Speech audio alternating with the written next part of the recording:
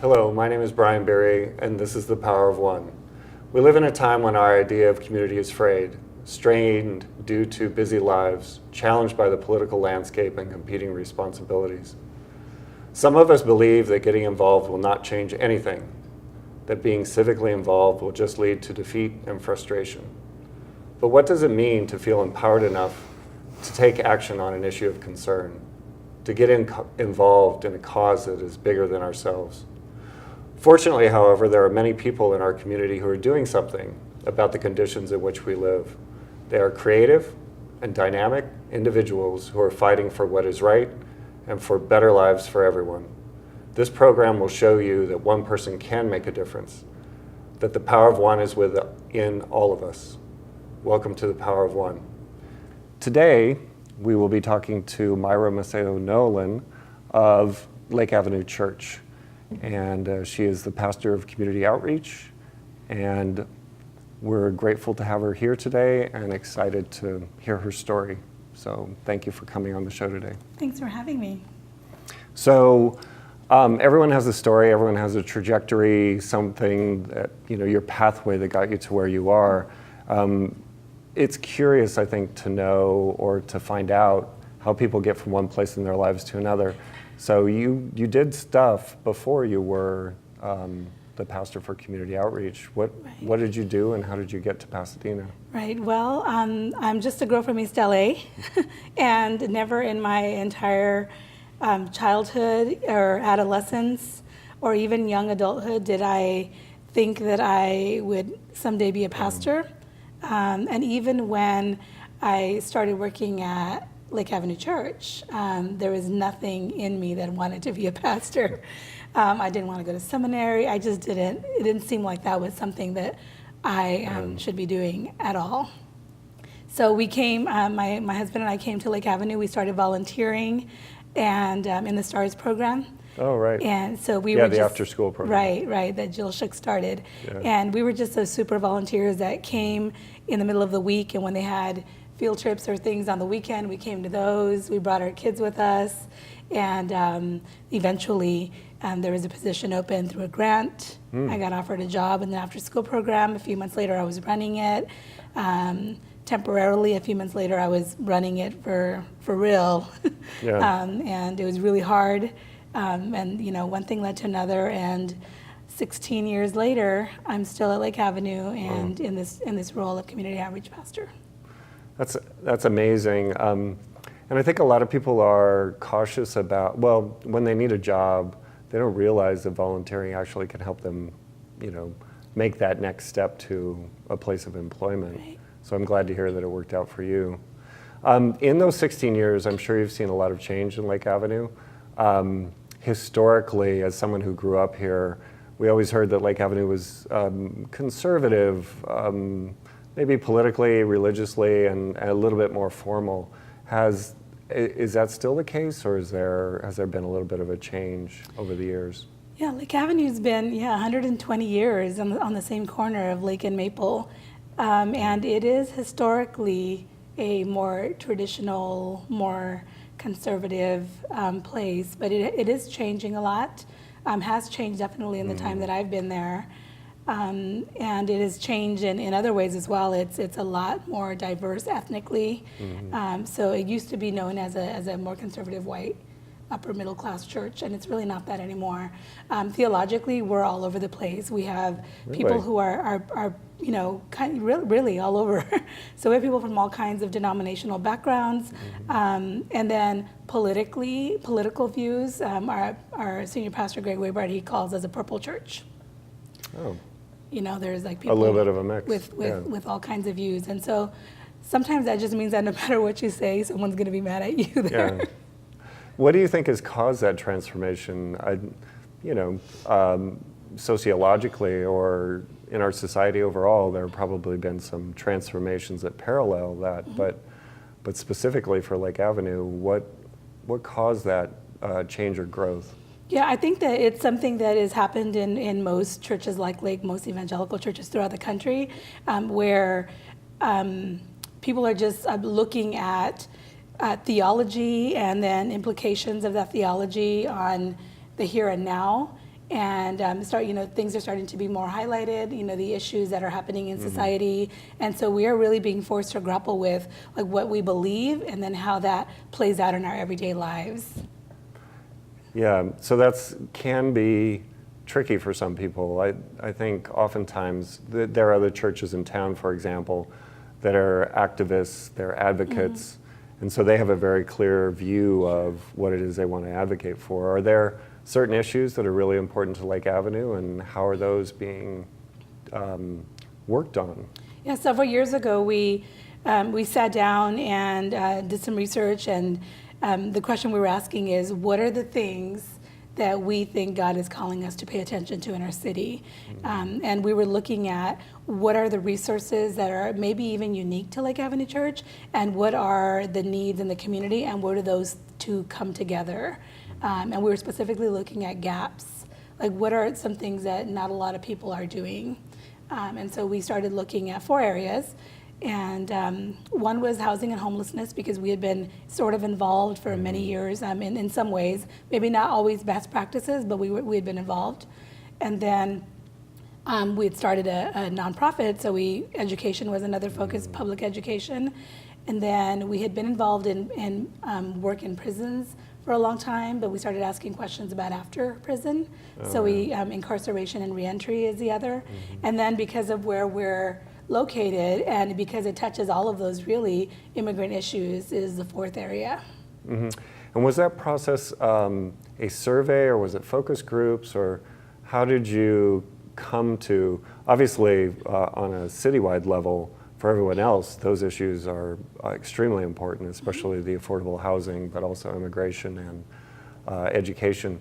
What was the process that led Lake to determine those would be the priorities? Sure. Well, we were already doing a lot around education through Lake Avenue Community Foundation, and so that was already one area where we were connected. So we really, there was a formation of a committee. I was on that, and I had already at that time been on staff at the foundation for several years. So I knew 1 or 2 things about what was happening in the community. But then we pulled some other people from our church into the conversation, and then we started asking people in different sectors of the city. So we would just interview people and ask questions about what they saw were the issues. And then when we started identifying the issues, then we started asking more specific questions. So for instance, around homelessness, we spent time talking to Joe Coletti and others who had been doing that work for a long time. And that's how we came to narrow our focus around homelessness. Yeah, I want to talk about each one of those briefly, but why don't we start with the housing one? What has the church found, or what have you experienced as far as challenges to housing, and then our homeless issue? What are some of the causes, and then also what are some of, I think, the more practical or more successful solutions? Yeah, well, I mean, we know affordable housing is scarce in Pasadena, and of course, gentrification is a big issue. And we really hadn't been involved in housing very much. We were mostly doing things with people who were already homeless. And it was just, the things that lots of churches do. We were providing meals and some food and clothing at shelter, times and those kinds of things. But we started asking questions about that. What are the things that are actually happening? So around homelessness in particular, what are some things that churches are not doing that maybe we should be doing? Yeah. And so we were looking at, the homeless population and the different issues that are experienced by people who are living on the streets. And we realized that a large percentage of the people that were out there would not be the same people that were homeless the following year. There were people who were transitioning in and out of homelessness because they lost their job and they lost their housing, that sort of thing. So, and then there's a whole group of people that are just, labeled chronically homeless, and they are multiple issues, and oftentimes it's really hard for churches to really make an impact there because of how complex the issues are, and you really need professionals working in that area. But we realized that we could actually focus on the population that was transitioning in and out of homelessness, the cycle. Help to stop that cycle, help to prevent homelessness. So our church, every month we do a benevolence offering, and we decided we were going to allocate some of those funds to keep people housed. So we started our homelessness prevention program, and last year I think we worked with 80-some families, and it was really interesting. So there was an article in the local paper that addressed that issue, and at the last point of contact count, the homeless count in Pasadena, there were no families identified homeless at that count for the first time in many years. No families, it was all individuals. Right, no families. And so we think that what we're doing actually is making a difference. So do they have to be church members in order to participate? No. So I would say that half of the funds that we collect through our benevolence offerings go to members of our church, and half of them go to people in the community. And how are they identified? So we have criteria. You have to live in Pasadena, Altadena. You have to have some kind of notice, so a 3-day notice or eviction notice.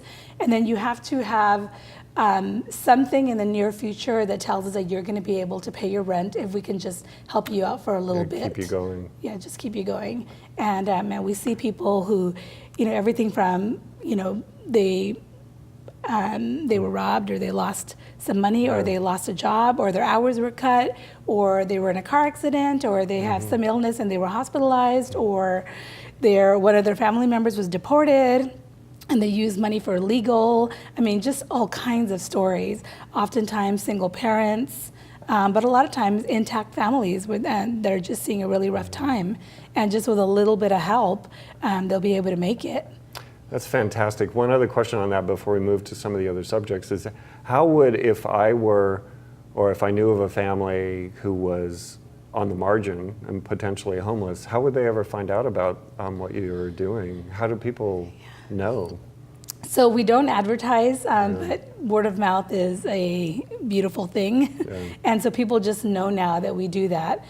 So I know Friends Indeed has a small amount of funding that they get every year for that, and they're usually out by March. They're out now for this year. Yeah, they're done. Right, and so they also refer people, and then just other churches or other organizations that now know that we're doing that will refer. Sometimes we get repeats from referred by property management companies that know that we've helped one of their tenants in the past. So people just know now. Yeah, what I like about those 4 areas of the platforms they are grounded in theology, or they're very biblical, and they're, it's this whole notion of helping your neighbor.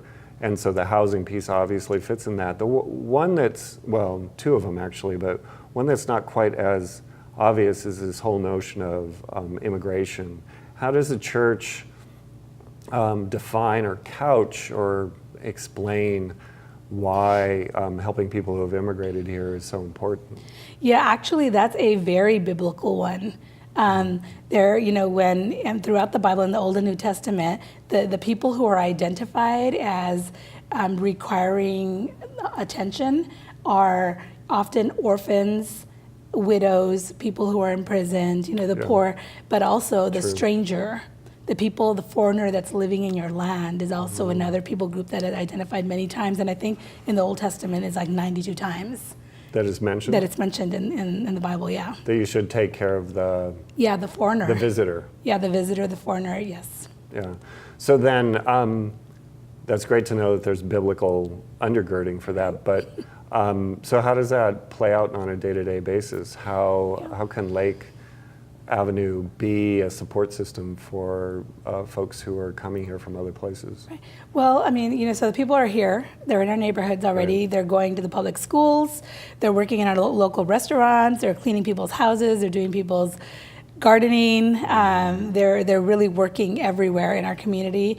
And so they're part of our community. And so most of the things we do somehow touch the lives of that same people group. So whether it's education or housing or prevention of homelessness and all of those things, we have people who are immigrants who attend our church, both the Spanish-speaking congregation and our English-speaking congregation, because we know immigrants are more than people from Mexico or Central America. Right. They are coming from really all over the world. And so as a church, in a society, in a global society, you're always going to have people who would qualify as a foreigner or the stranger among you. Yeah. Talk a little bit about, it sounds like you have a Spanish-speaking service or a Spanish-speaking church, or it's like a sub-church of the, Right. or how does that work? Right. It's a Spanish-speaking service. There is about somewhere around 350 or 400 people that attend that every week. So there's a pastor that is in charge of that whole area, but they meet in the chapel on our church property, and they're very much a part of Lake Avenue Church, just separate because the services are all in Spanish. Yeah, so the only time they're really separate is during the services, because they can participate in everything else. Right, they can, but oftentimes, and a lot of it is cultural, oftentimes Latino congregations are very, it's a pretty tight-knit community, so they like to do things a certain way. So sometimes we have events or activities where everyone participates together, but oftentimes the Spanish-speaking congregation does some of their own activities and their own, even sometimes their own youth group. So it's a little hard, but like I said, most of it is just cultural, just the way that churches operate a little differently. So going back to that notion of immigration, there's a concept called sanctuary. So, and it's essentially protecting people, or as you said, and I think you defined it very clearly, is that when people live here in our community, they're a part of our community, and so it's not like they're an outlier or an alien, or something even more offensive. So, what have you been thinking about, or what has the church been thinking about as far as a sanctuary city, sanctuary church? Right. Well. We want Pasadena to be a place that is safe for everyone. So recently, our city was grappling with what does it mean to be a sanctuary city. There was a call by some groups in our community asking the city to take on some specific policy around that. Yeah. And so our church participated in that. So we participated in a march from the Job Center to City Hall. Right. We were present for that. We had a bunch of people from our church come out for that. But we had done some work. But just to clarify, people who are not immigrants who came out, Yes. People who are citizens who came out to support those who are marginalized. Right. But we had done some work some years back where we did so there's a national organization called the Evangelical Immigration Table, and I've never heard of that. Right, and they put together this initiative called I Was a Stranger, and the I Was a Stranger Challenge, and they put together these bookmarks that had all of the places in the Bible where God talks about the immigrant, and they distributed them to churches, and so churches took those on, and so for 40 days we prayed through those different passages. We challenged our congregation to do that, and then our pastor talked about it from the pulpit, and we did a couple of classes, and we had a guy by the name of Dr. Danny Carroll. He was a professor at Denver Seminary. He came out and did a class for us on really starting to talk about Old Testament law and why it was in place, because oftentimes people say people just need to obey the law of the land that's in the Bible, but there are also a lot of other things in the Bible, including that we know that the purpose of the law was to protect people. And when the law no longer protects people, then it's not a good law, and we need to start talking about making it better. So we did some work around that, so it's been years now that our people know that this is something that's important. Now, not everyone in our church agrees. But when we did that, we really didn't run into any problems because we were talking about people, every person made in God's image. Yeah. And so we were not going to call people anything else other than human beings made in God's image. Well, I wasn't a very good student in Sunday school, but I did go. And something I do remember is that this whole notion of we are God's children, everyone, and whether you're purple or green or turquoise, you're all supposed to be accepted. So I find this notion of exceptionalism, or this notion of, these people are okay and these people are not, to be really frustrating, because it's not, again, really bad student, don't know anything about the Bible, but it just doesn't seem like it's Christian to behave that way. What are your thoughts about? I absolutely agree with you. And I'm not quite sure what's happened, but there have, something has happened where churches will often turn their backs on certain groups of people.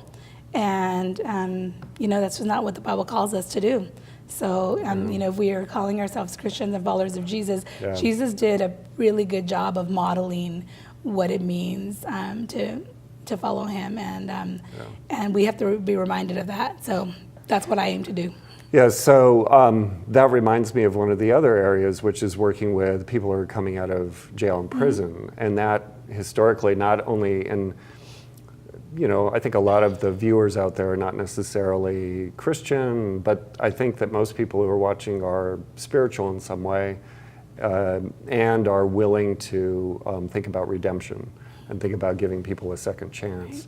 So one area that we've really marginalized as a society is people who are coming out of jail and prison and then putting in barriers so that it's difficult for them to recapture their lives or to get back on a good path.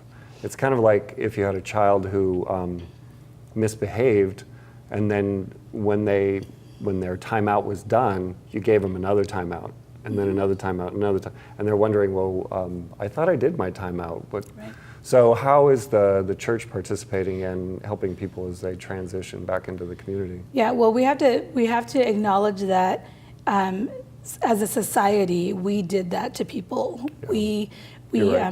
We created policies that kept people in a punitive cycle, and so we labeled people, thugs and gangsters and drug dealers and criminals. And so if you did something wrong once, you got this label that just followed you around for the rest of your life.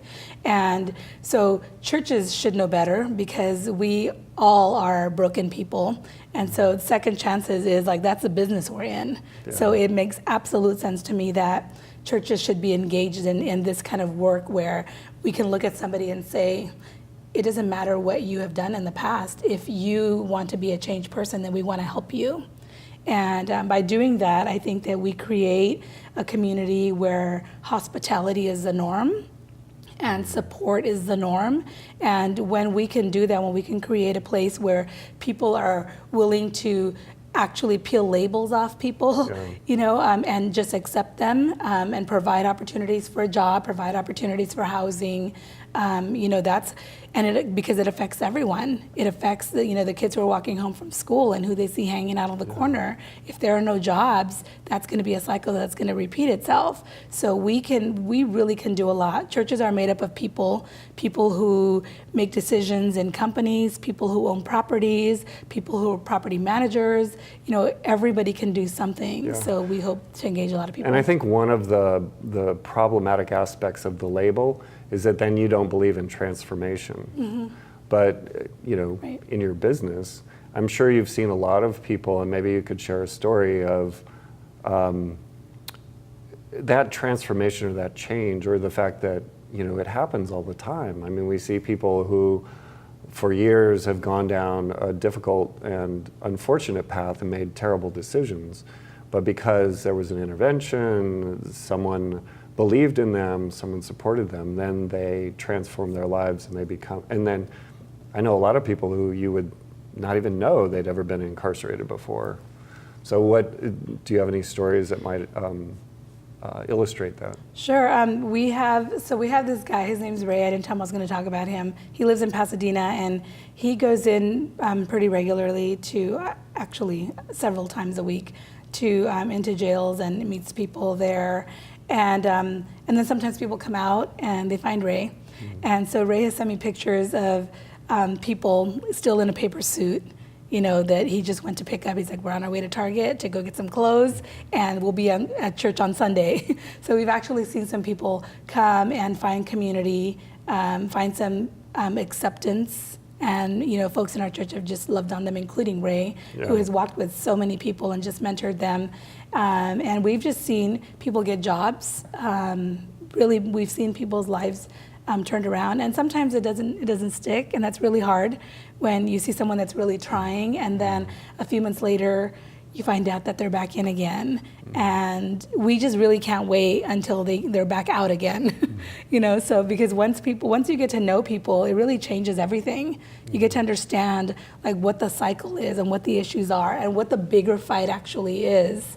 That it's not necessarily about one person's choices, but it's about a whole system that keeps people in these places that almost makes it impossible to make different choices. Yeah, so there's a systematic change that needs to occur, but what you are doing and what Rhea is doing is the personal transformation, the development of a relationship with that individual so that they build trust and that then someone actually believes in them. And I think that's where the hope is. Right. Yeah, and when that happens, though, once you build a relationship with someone and you start to see that in a human being, that changes you. So it changes the way you start to look at society and the things that happen to people. And hopefully it may change the way you vote because you actually have power to create change. But it often takes a relationship with a person to get you started there. Yeah. Just kind of to think about the future, what kind of keeps you up at night? What are you? Gosh, a lot. There's just so much. There's a lot of good in our world, absolutely, but there's just still a lot of things that are wrong. A lot of things that we think we did away with a long time ago, and they're very much still a part of what keeps people in some kind of bondage or oppression. So, we don't live in a post-racist society. We still put young Black and brown boys on a trajectory to be incarcerated in the future by some of the practices that we engage in at the elementary school level. There's a lot of work to be done. So anything for me that keeps people down is worth a fight. So those are the things that I think about. Well, I want to thank you for taking the time today and also for all the good work you're doing in Pasadena. The purpose of the show, Power of One, is to show that by individual action, we're able to actually transform our community to make it healthier and safer and more inviting and accommodating to everyone. And you're doing that work every day. So I want to thank you for everything that you've done for Pasadena, and I hope you wish you success into the future. Thanks, Brian. It was great to be with you.